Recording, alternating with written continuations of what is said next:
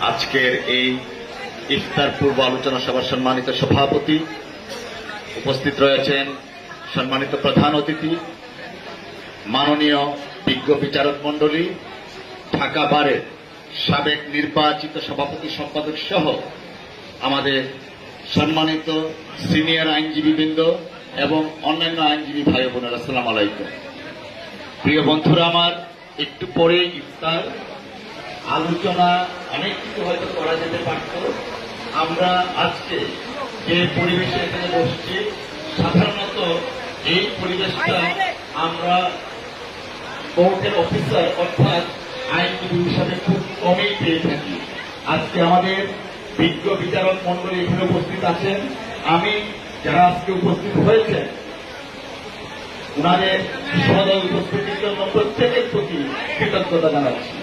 প্রিয় বন্ধুরা আমার, বার অ্যান্ড বেঞ্চ আমরা শোল্ডার টু শোল্ডার কাজ করি, পার্টিকুলারলি দেশে আইনের শাসন প্রতিষ্ঠার ক্ষেত্রে, মানবাধিকার প্রতিষ্ঠার ক্ষেত্রে এবং মানুষের যে মৌলিক অধিকার আছে সেই অধিকারকে প্রতিষ্ঠার ক্ষেত্রে বিচার বিভাগ সর্বপ্রথম এবং প্রধান ভূমিকা পালন করে থাকে।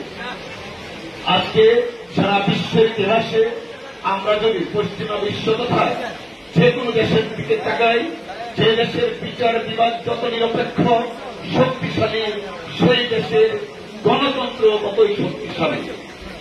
আমরা ফ্যাসিস্ট রেজিমের পতনের পরে 5ই আগস্ট থেকে আমরা যে নতুন বাংলাদেশ পেয়েছি, সেই নতুন বাংলাদেশে প্রত্যেকটা মানুষের প্রত্যাশা একটা স্বাধীন, সার্বভৌম এবং নিরপেক্ষ বিচার বিভাগ।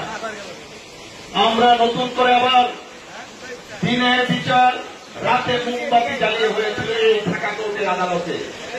আমরা দেখেছি বিএনপি ভারপ্রাপ্ত চেয়ারম্যান মহোদয়ের বিচার রাত 9:30-10টা পর্যন্ত বিচার কার্য পরিচালিত হয়েছে, মোমবাতি দিয়ে বিচার কার্য পরিচালিত হয়েছে, যত্রতত্রভাবে রিমান্ড দেওয়া হয়েছে, বিচারের নামে প্রহসন হয়েছিল, ডিক্টেটেড জাজমেন্ট হয়েছিল। 5ই আগস্ট এই বিপ্লব সাধিত হয়েছিল কিন্তু এই সমস্ত অন্যায় অপকর্মের জন্য।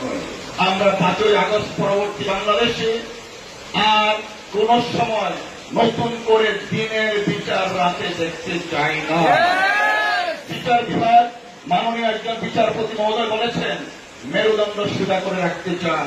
আমরাও আইনজীবী সমাজ চাই বিচার বিভাগে মেরুদণ্ড শুধুমাত্র সোজাই নয়, শক্তভাবে আমরা দেখতে চাই। যখন বিচার বিভাগ নিরপেক্ষভাবে বিচার কার্য পরিচালনা করবেন, তখন দেশে ন্যায় বিচার প্রতিষ্ঠা হবে। আমাদের দল বাংলাদেশ জাতীয়তাবাদী দলের পক্ষ থেকে চলমান সংস্কার যে প্রক্রিয়া আছে, আমরা ইতিপূর্বে বলেছি, মাজদার হোসেন মামলার রায়ের আলোকে আমরা স্বাধীন, সার্বভৌম বিচার বিভাগ প্রতিষ্ঠা করতে চাই। প্রিয় বন্ধুরা আমার, গত 16-17 বছর বিএনপির শত সহস্র নেতাকর্মী তথাকথিত বিচারের মাধ্যমে অনেক নিপীড়িত, নির্যাতিত, নিষ্পেষিত হয়েছে।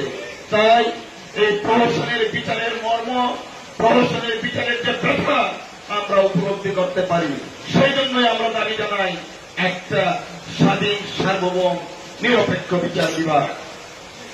আইনজীবী সমাজ যতক্ষণ না পর্যন্ত স্বাধীন, সার্বভৌম, নিরপেক্ষ বিচার বিভাগ প্রতিষ্ঠা না হবে, ততক্ষণ পর্যন্ত বাংলাদেশ জাতীয়তাবাদী দলের প্রত্যেকটা আইনজীবী তারা কাজ করে যাবে সুন্দর, সুস্থ এবং স্বাধীন বিচার বিভাগের জন্য।